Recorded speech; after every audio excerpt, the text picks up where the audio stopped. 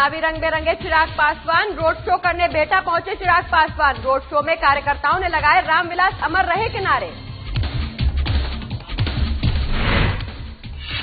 UP के CM Yogi Adityanath पहुंचे पालीगंज। जनसभा में की जेडीयू के उम्मीदवार के पक्ष में वोट करने की अपील। विपक्ष पर जमकर साधा निशाना। एलजेपी प्रत्याशी ममता देवी ने किया कार्यालय का उद्घाटन। कार्यालय में रामविलास पासवान की तस्वीर पर किया माल्यार्पण। कहा, जनता की सेवा भाव से चुनाव मैदान में आई हूं।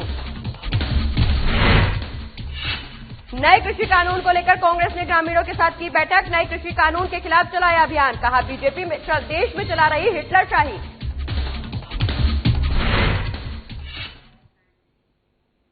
नमस्कार, साधना प्लस बिहार झारखंड देख रहे हैं आप। मैं हूं आपके साथ प्रगति चतुर्वेदी। खबरों की शुरुआत करेंगे और बात करेंगे पहली खबर की, जो भेटा से है। आपको बता दें, एलजेपी के सीएम कैंडिडेट चिराग पासवान भेटा पहुंचे हैं। वहीं अपने पिता रामविलास पासवान के अंतिम विदाई के बाद चिराग पासवान चुनावी रंग में रंगे हुए दिखाई दे रहे हैं। वो पटना के प्रतिष्ठित विधानसभा पालीगंज में रोड शो करने पहुंचे। इस दौरान एलजेपी उम्मीदवार उषा विद्यार्थी के पक्ष में वोट देने की बात कही। वहीं रोड शो में उनके कार्यकर्ता रामविलास अमर रहे के नारे लगाते हुए दिखाई दिए। पूर्व विधायक उषा विद्यार्थी को लोक जनशक्ति पार्टी ने अपना उम्मीदवार बनाया है, जिससे पालीगंज का मुकाबला त्रिकोणीय हो गया है। वहीं चिराग पासवान के साथ उम्मीदवार भी उनके साथ रहे। वहीं रोड शो से बाजार में जाम की स्थिति पैदा हो गई।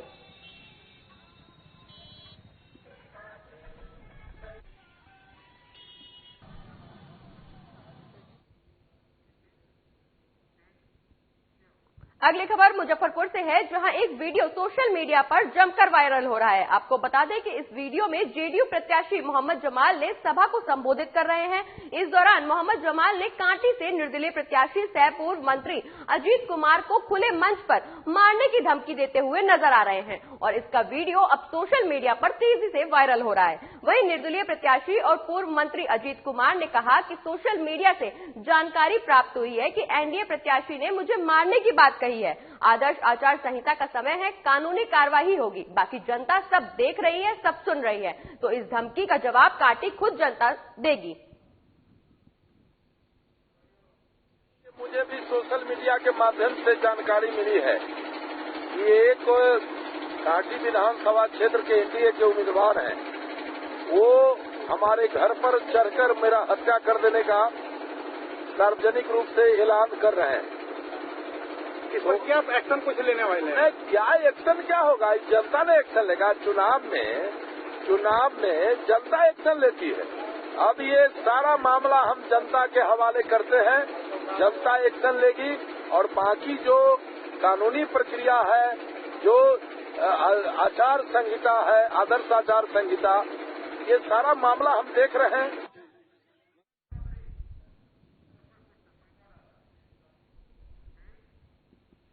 और इसी खबर पर ज्यादा जानकारी के लिए हमारे संवाददाता चंदन चौधरी हमारे साथ जुड़ गए हैं। चंदन, मोहम्मद जमाल ने अजीत कुमार को जान से मारने की धमकी दी है। सोशल मीडिया पर यह वीडियो खुला वायरल हो रहा है। जी, यह मामला कांटी विधानसभा क्षेत्र का है, जहां जदयू प्रत्याशी मोहम्मद जमाल और निर्दलीय प्रत्याशी अजीत कुमार के द्वारा जो यह वीडियो वायरल हो रहा है। वीडियो में साफ तौर से देखा जा रहा है, जिसमें निर्दलीय प्रत्याशी अजीत कुमार को भरे सभा में जदयू प्रत्याशी के द्वारा यह धमकी दी जा रही है कि अजीत कुमार के घर में घुसकर मारेंगे। और इस मामले के लेकर जो अजीत कुमार से जब बातचीत की गई तो उन्होंने बताया कि यह वीडियो मुझे भी सोशल मीडिया के बारे के तहत जानकारी मिली है और मुझे जान से मारने की धमकी दी गई है। वहीं आचार संहिता के मामले होते हुए उन्होंने बताया कि इस पर कार्रवाई की जाएगी। जी चंदन, मोहम्मद जमाल की धमकी के बाद अजीत कुमार की कोई प्रतिक्रिया सामने आ रही है? यह चीज निर्णय लिया गया है और बताया भी जा रहा है कि इस तरह का जो है सभा करके और किसी भी प्रत्याशी को धमकी भरे गाली गलौज करना या घर में घुसकर मारने की धमकी देना सरासर गलत है। और वहीं इसके लेकर अजीत कुमार बहरहाल अभी तक ले कोई भी कानूनी प्रक्रिया नहीं किए हैं और आगे देखना है कि अजीत कुमार के द्वारा क्या कानूनी प्रक्रिया की जाती है। जी चंदन, जैसा कि आपने बताया कि अभी तक कोई कानूनी प्रक्रिया नहीं की गई है, क्योंकि पुलिस क्या इस दौरान क्या कुछ कार्रवाई कर रही है? क्या पुलिस के संज्ञान में यह मामला आया है? इसके बाद पुलिस क्या कुछ आगे कार्रवाई करेगी? जी, यह मामला वरीय पुलिस अधीक्षक से लेकर सभी पुलिसकर्मी को यह मामला संज्ञान में आ चुका हुआ है, लेकिन अभी निर्दलीय प्रत्याशी अजीत कुमार के द्वारा किसी थाने में कोई आवेदन नहीं किया गया है, न किसी पर आरोप प्रत्यारोप लगाया गया है, जिसके लेकर पुलिस अभी कोई भी कार्रवाई नहीं कर रही है। अब देखना है कि पुलिस आवेदन के बाद जदयू प्रत्याशी के ऊपर क्या कार्रवाई करती है। जी चंदन, चूंकि चुनाव का समय सर पर है, चुनाव बिल्कुल सर पर खड़े हुए हैं, जहां एक तरफ प्रत्याशी जनसभा संबोधित कर रहे हैं, लोगों से अपने समर्थन में वोट करने की अपील कर रहे हैं, इस दौरान ये जान से मारने की धमकी देने का मामला कैसे सामने आ गया? उनके दिमाग में जान से मार देने की धमकी देते हुए वीडियो वायरल हो रहा है। आखिर किसी प्रत्याशी को जान से मारने की धमकी देना कितना सही है? जी, वीडियो जनसभा के दौरान जो है वीडियो ये जो सोशल मीडिया पर काफी तेजी से वायरल हो रहा है, यह सरासर गलत है। लेकिन इस तरह के जो जदयू प्रत्याशी के द्वारा इस तरह निर्दलीय प्रत्याशी के ऊपर घर में घुसकर मारने की धमकी या चुनावी सभा में इस तरह की प्रतिक्रिया आ रही है और इस पर कोई कार्रवाई अगर नहीं हो रहा है तो प्रशासन की भी इस पर लापरवाही है। इसमें देखना है कि प्रशासन क्या कार्रवाई करती है। लेकिन प्रशासन के द्वारा तो यह कहा जा रहा है कि अगर आवेदन अगर मिलता है उनके आलोक में जान से मारने की धमकी को लेकर या किसी भी पार्टी से अगर निर्दलीय प्रत्याशी के द्वारा अगर आवेदन दिया जाता है तो हम कार्रवाई करेंगे। लेकिन अभी तक कोई भी आवेदन नहीं दिया गया है। अब क्या मामला है और किस कारण से अभी तक निर्दलीय प्रत्याशी के द्वारा किसी प्रकार की कार्रवाई नहीं की जा रही है, यह अभी मामला समझ में नहीं आ पा रहा है। जी चलिए, बहुत बहुत शुक्रिया चंदन, ये तमाम जानकारी हमारे दर्शकों तक पहुंचाने के लिए। हम आगे भी आपसे अपडेट्स लेते रहेंगे, लेकिन फिलहाल के लिए शुक्रिया। औरंगाबाद के ओबरा विधानसभा क्षेत्र के दाऊदनगर तरारी खेल मैदान में पहुंचे बिहार प्रतिपक्ष के नेता तेजस्वी यादव और सभा का संबोधन किया। आपको बता दें कि ओबरा विधानसभा के अपने आरजेडी प्रत्याशी ऋषि कुमार को वोट देने की उन्होंने लोगों से अपील की। वहीं मौजूदा सरकार पर जमकर तंज भी कसा।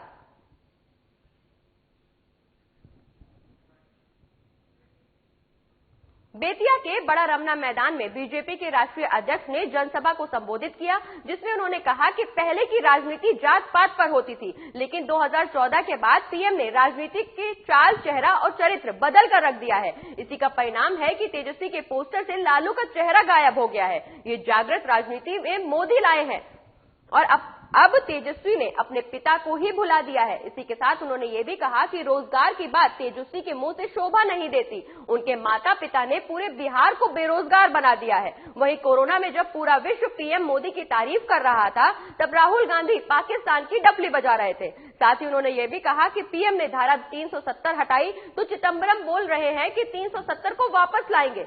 शशि थरूर पाकिस्तान के मंच पर भारत की शिकायत कर रहे हैं और पाकिस्तान की तारीफ कर रहे हैं।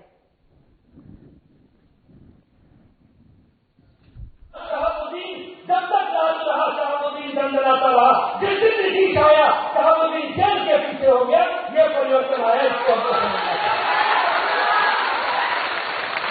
इसलिए मित्रों, मैं बिहार का हूं, मुझे मालूम है 6 बजे के बाद निकले की हिम्मत ना हुआ। ठीक हो रहा कि गलत हो रहा? ठीक हो रहा कि गलत हो रहा? आप क्या चाहते हैं कि फिर से 6 बजे के बाद आपका निकलना बंद हो जाए? आप क्या चाहते हैं कि फिर से शहाबुद्दीन बाहर आ जाए?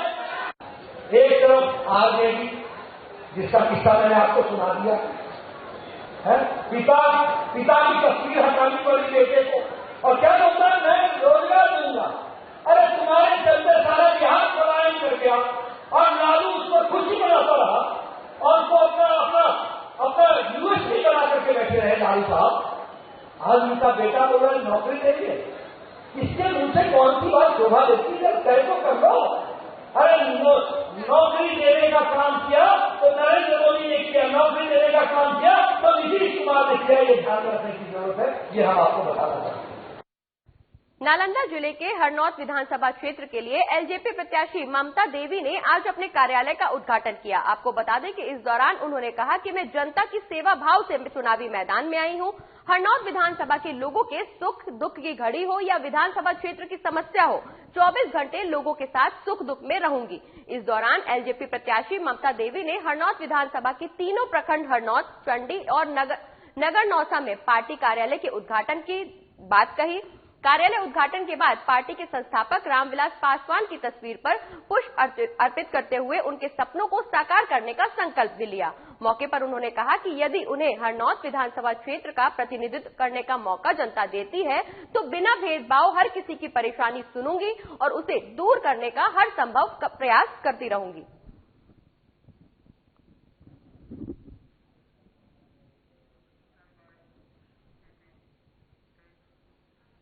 विधानसभा चुनाव को लेकर नेताओं की तैयारियां चरम पर हैं। इसी कड़ी में एनडीए गठबंधन की तरफ से जेडीयू के उम्मीदवार जयवर्धन यादव के पक्ष में यूपी के मुख्यमंत्री योगी आदित्यनाथ पालीगंज पहुंचे, जहां विधानसभा क्षेत्र में खुले मैदान में उन्होंने जनसभा को संबोधित किया। इस दौरान सीएम ने मतदाताओं से अपील करते हुए कहा कि नीतीश कुमार और मोदी की जोड़ी बिहार को नए रूप देने का काम कर रही है। नीतीश कुमार जी के राज्य में धरातल पर काम हुए हैं। वहीं विपक्षी दलों पर हमला करते हुए उन्होंने कहा कि 15 सालों के राज्य में लालू जी सिर्फ अपने परिवार को ही देखे हैं। बिहार की जनता से उन्हें कुछ लेना देना नहीं है। उनके राज्य में दिन दहाड़े हत्या, लूट, दुष्कर्म जैसी वारदातें होना आम बात है।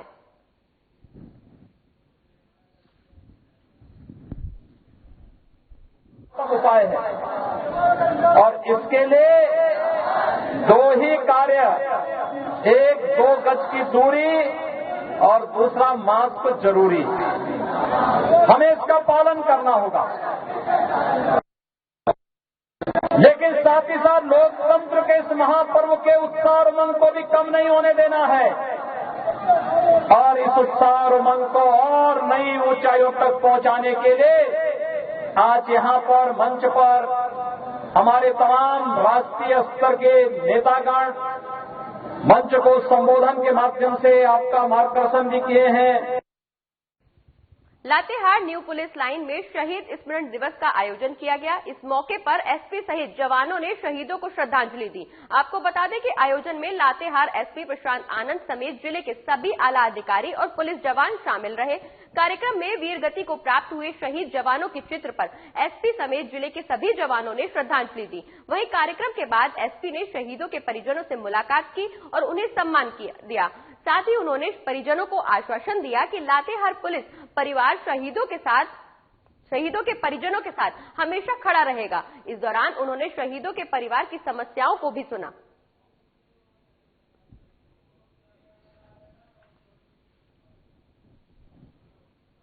पुलिस लाइन में शहीदों के याद में कार्यक्रम किया गया है। हम लोग अभी पूरे सप्ताह कार्यक्रम करेंगे और जो पुलिस के लोग वीर गति को प्राप्त हैं, जिन्होंने अपना सर्वस्व समर्पण किया है राष्ट्र के प्रति, राज्य के प्रति सेवा करते हुए, उनके जितने परिवार के लोग हैं उनकी हम लोग एक तरीके से हर कठिन परिस्थिति में हर संभव सहायता करता इसका हम लोग संकल्प लेते हैं और पूरा पुलिस परिवार उनके साथ खड़ा है।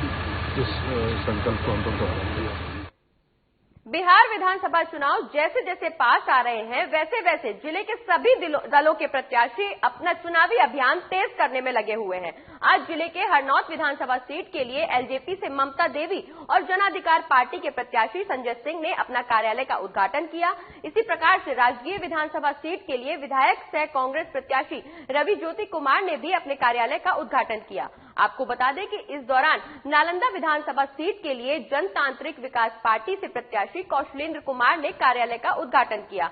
वहीं कार्यालय के उद्घाटन के बाद सभी उम्मीदवारों ने अपना अपना चुनाव अभियान तेज कर दिया है। इस दौरान जन अधिकार पार्टी के प्रत्याशी संजय सिंह ने जिला प्रशासन पर असहयोग करने का आरोप लगाते हुए कहा कि जब कोरोना जैसे आपदा के समय भी सत्ता पक्ष के लोग जनता का साथ छोड़ दिए थे, जिसके बाद हमने अपनी क्षेत्र की जनता के दर्द को समझते हुए प्रतिदिन सभी गांवों को सैनिटाइज करने का काम किया। उन्होंने लोगों से अपील की कि लोग समाज के बीच रहने वाले लोग ही जनप्रतिनिधि चुनने का काम करेंगे। उद्घाटन कर रहे हैं आप, क्या माहौल है आपके क्षेत्र? आप देख ही रहे हैं क्या माहौल है। लोगों का ऑटोमेटिक जन सलाह उभ रहा है और ये इलेक्शन जो हम महागठबंधन से लड़ रहे हैं, आदरणीय सोनिया गांधी जी, आदरणीय लालू प्रसाद यादव जी, तेजस्वी यादव जी, राबड़ी देवी जी एवं कम्युनिस्ट के आदरणीय दीपंकर भट्टाचार्य, सिताराम येचुरी जी, पटवन जी, इस सबके नेतृत्व में जो बिहार में लड़ रही है, निश्चित एक बहुत बड़ी बदलाव होगी और बिहार की राजनीतिक परिदृश्य में बदलाव होने वाली है। फिल्मी दुनिया के जाने माने कलाकार और कांग्रेस के वरिष्ठ नेता राज बब्बर के साथ नागालैंड के पूर्व गवर्नर निखिल कुमार औरंगाबाद पहुंचे, जहां उन्होंने भगवान भास्कर की नगरी देव में रानी पोखरा के मैदान में एक सभा को संबोधित किया। बता दें कि इस जनसभा में हजारों की संख्या में ग्रामीणों ने हिस्सा लिया। वहीं अपने संबोधन के दौरान उन्होंने जमकर वर्तमान सरकार को खरी खोटी भी सुनाई। वहीं लोगों से औरंगाबाद विधानसभा के कांग्रेस प्रत्याशी आनंद शंकर के लिए वोट भी मांगा और लोगों से आनंद शंकर को जिताने की अपील की। इस दौरान उन्होंने ये वादा भी किया कि अगर सरकार उनकी बनती है तो 10 लाख लोगों को रोजगार मिलेगा।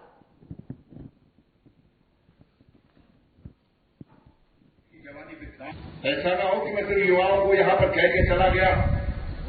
हम सब यहाँ बैठे हुए हैं, मैं चाहता हूँ कि बुजुर्गों का आशीर्वाद के बिना आनंद शंकर का क्या नाम, इसलिए आनंद शंकर को हमें बुजुर्गों का आशीर्वाद दिलवाना है। अपनी बात को अगली बार के लिए यहाँ पूछेंगे, कौन से अगली बार? जिस दिन आप इसका जुलूस निकालोगे विजय का, राज बब्बर इसके खिलाफ में लगा है। और आगे जब ये चुनाव का दिन आएगा तो याद रखिएगा कि आपके हाथ में बहुत बड़ी जिम्मेवारी है।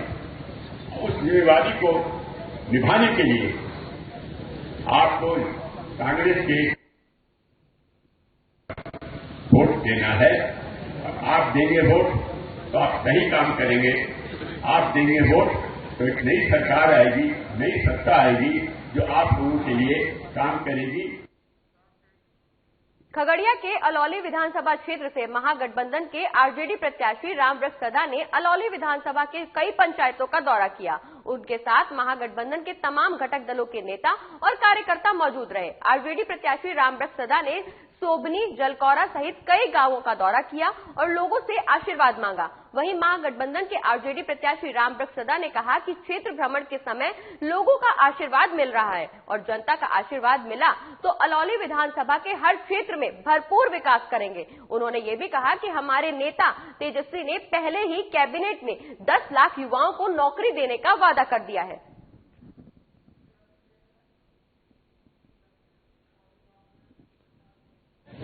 कैसा लग रहा है? चुनाव जीतेंगे सर, बहुत वोट से। काम विकास हुआ है आपके अनुसार अलौली में? जी विकास हुआ है? नहीं, मुख्यमंत्री के राज में कुछ विकास नहीं हुआ है, नीतीश कुमार के राज में। अच्छा, तो आपके जो पूर्व विधायक थे चंदन राम, उनके विकास से आपको कितना फायदा होगा? नहीं, वो तो विकास किए हैं, हमारे दल के विधायक थे।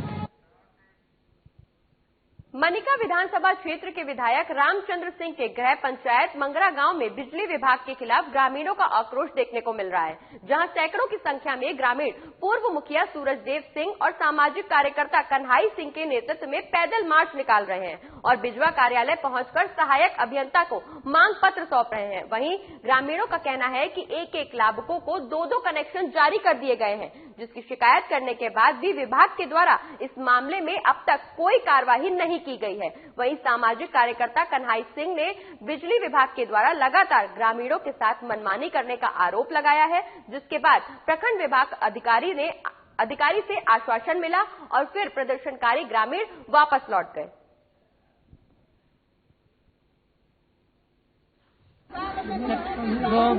वाले राजीव गांधी विद्युतीकरण के तहत अवैध बिल दिया जा रहा है, उसी के संबंध में आज अल्टीमेटम जमा करने के लिए सभी कोई आए थे और 5 तारीख तक अगर संबंधित विभाग से दिए हुए आवेदन पर त्वरित कार्रवाई नहीं हुआ तो हम लोग बाध्य होकर विद्युत विभाग के आंदोलन करने के लिए तैयार हैं। मामला यही है कि मांगरा गांव में सबसे पहले तो राजीव गांधी विद्युतीकरण योजना के तहत कनेक्शन मिल गया। इसके बाद दीनदयाल उपाध्याय ग्रामीण विद्युतीकरण योजना के तहत मिल गया कनेक्शन। एक आदमी को 2-2 कनेक्शन हो गया और 2-2 बिजली बिल जा रहा है। और आप देखेंगे वहां तो बहुत जगहों पर न तो पोल है न तो बिजली तार है, इसके बावजूद भी बिजली बिल जा रहा है। हम लोग आज मांग पत्र के माध्यम से ये हम बता रहे हैं विभाग को कि अगर नवंबर तक सच समय अगर कार्रवाई नहीं हुई, समस्या का समाधान नहीं हुआ तो बाध्य होकर क्षेत्र के लोग बिजली विभाग में ताला लगाएंगे अनिश्चितकालीन के लिए। और झरिया के आरएसपी कॉलेज के स्थानांतरण के मुद्दे पर अब राजनीतिक रंग चढ़ने लगा है। इस संबंध में ग्रामीणों का कहना है कि अगर कॉलेज बनेगा तो ग्रामीणों की लाश पर बनेगा। वहीं ग्रामीणों के आक्रोश को देखते हुए इस दौरान पुलिस बल को भी बुलाया गया। महिलाओं ने कहा कि प्रबंधक पहले सालों से यहां रहने वाले गरीबों की रहने की व्यवस्था कहीं और करे, तभी यहां कॉलेज बनाए। ग्रामीणों ने आगे ये भी कहा कि पहले भी बीसीसीएल ने बताया था कि 6 से 7 एकड़ जमीन पर कॉलेज बनाया जाएगा, लेकिन अब लगभग 13.7 एकड़ जमीन ली जा रही है, जिसके चलते लोगों में आक्रोश देखने को मिल रहा है।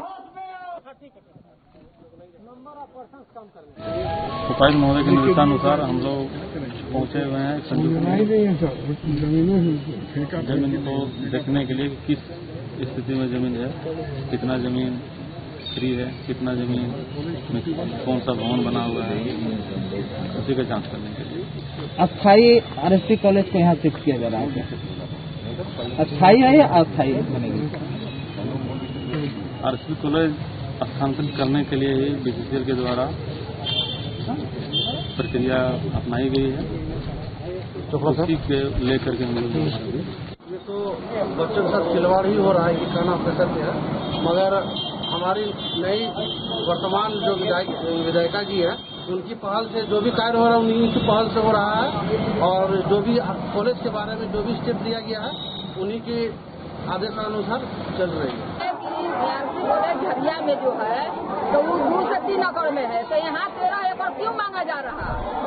2 एकड़ 3 एकड़ तो जमीन कहीं भी मिल सकता है, कहीं भी बन सकता है कॉलेज। तो यही विजयगढ़ में अभी रेपो में क्या रखा हुआ है, यही के जमीन मांग रहे हैं तो कॉलेज बनेगा। तो इतना गरीब इतना पब्लिक कहाँ जाएगा, कहाँ जाएगा बाल बच्चा लेकर के? हम लोग की बच्चा को पढ़ाई लिखाई है, हम लोग का भी जाना है, हम लोग कहाँ बाल बच्चा लेकर जाएंगे? जो नौकरी और सुरक्षित है वो तो मतलब मानते हैं कि भाड़ा लगा के अपना बाल बच्चा पढ़ाते, तो हम लोग कहाँ जाएंगे? सिमडेगा में महिलाओं पर अत्याचार को रोकने के लिए पुलिस अब सख्ती का रुख अपना रही है, जिसके लिए एसपी सिमडेगा डॉक्टर शम्स तबरेज ने व्हाट्सएप नंबर जारी किया है, जिसके माध्यम से महिलाओं पर होने वाले तमाम अत्याचारों के मामलों पर गंभीरता से निपटा जाएगा। इसी के साथ इस मामले को लेकर पुलिस निरीक्षक दयानंद कुमार और प्रशिक्षु महिला सब इंस्पेक्टर कविता मंडल को सहायक नोडल पदाधिकारी नियुक्त किया गया है। उन्होंने कहा कि पुलिस ने महिलाओं और बेटियों की रक्षा के लिए ठोस कदम उठाया जा रहा है, जिसके माध्यम से लोगों की सुरक्षा हो सकेगी।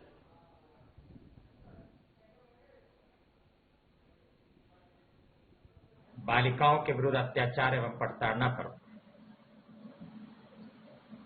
अंकुश लगाने के लिए आज दिनांक 20/10/2020 को कुछ निर्णय ले चुकी है। उसमें एक व्हाट्सएप नंबर हम लोगों ने आज से सर्कुलेट किया है। नंबर है 7091804126। इसके अतिरिक्त हमारा 100 डायल जो पूर्ववत काम कर रहा है, शक्ति ऐप पूर्ववत काम कर रहा है। मेरा अनुरोध होगा कि कहीं भी महिलाएं, बालिकाएं, उनके साथ कोई समस्या होती है, वो इस माध्यम से, इन तीनों माध्यम से बेरोक टोक किसी भी समय, सुबह से शाम, रात्रि और किसी भी समय 24/7 अपनी कठिनाइयों, परेशानियों को साझा करें। शारदीय नवरात्र की पंचमी तिथि पर बाबा मंदिर प्रांगण स्थित महाकाल मंदिर और जगत जननी मंदिर में प्राचीन काल से चली आ रही परंपरा के अनुसार गोबर पूजा का आयोजन किया गया, जिसमें राजहंस परिवार के द्वारा पूरे विधि विधान से पूजा अर्चना की जाती है। खासकर इसमें पंचमी से अखंड दीप प्रज्वलित किया जाता है, जो 10वीं तक जलता रहता है। गुरुवार को दोपहर के बाद आचार्य श्रीनाथ महाराज और पुजारी नागेंद्र राजहंस के द्वारा महाकाल मंदिर में वैदिक विधि से पूजा अर्चना शुरू की गई।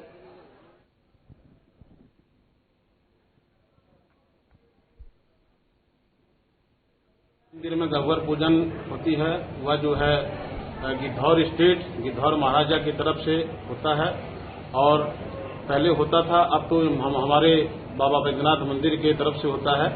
और यहाँ जो है जगत जननी मंदिर में यह गह्वर पूजा खैरा स्टेट की तरफ से होता था, जो कि अब सारा खर्च बंद हमारे बाबा बैद्यनाथ मंदिर के द्वारा सब होता है।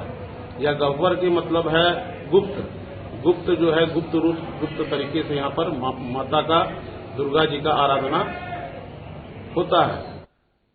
और न्याय के लिए दर दर गुहार लगा रही एक पत्नी ने अपने ही पति पर बेटी की हत्या का आरोप लगाया है। आपको बता दें कि ये पूरा मामला निरसा थाना क्षेत्र अंतर्गत खुशरी पंचायत में 18 वर्षीय एक लड़के मिथुन गोराई की तालाब में डूबकर मौत हो गई थी, जिसके बाद मृतक मिथुन गोराई की मां सरला गोराई ने डूबकर हुई इस मौत का साजिश करार देते हुए अपने ही पति पर गौतम गोराई पर अपने पुत्र की पानी में डुबाकर हत्या करने का आरोप लगाया है। वहीं बता दें कि सरला गोराई ने हत्या के सारे सबूत मिटाते हुए उसका दाह संस्कार करने का भी आरोप लगाया है। वहीं मृतक की मां सरला गोराई ने इसकी लिखित शिकायत निरसा थाने में भी की है, लेकिन अब तक उस पर कोई मामला दर्ज नहीं हुआ है, जिसे मृतका की मां ने न्याय की आस में पुलिस थाने से लेकर कई जनप्रतिनिधियों के सामने गुहार लगा चुकी है।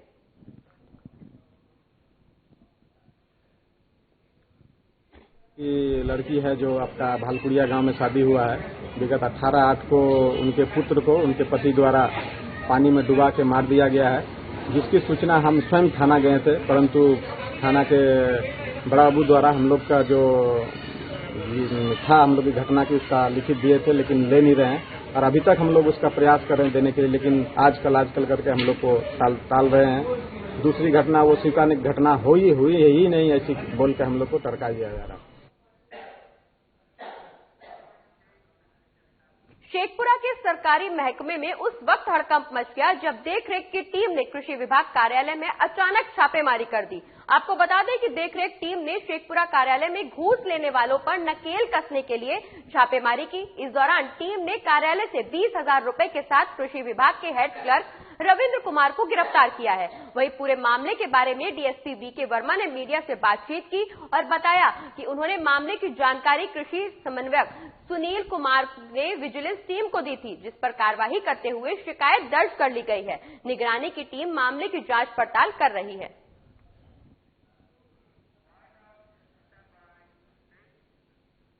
और इस बुलेटिन में फिलहाल इतना ही। आप देखते रहिए साधना प्लस बिहार झारखंड। नमस्कार।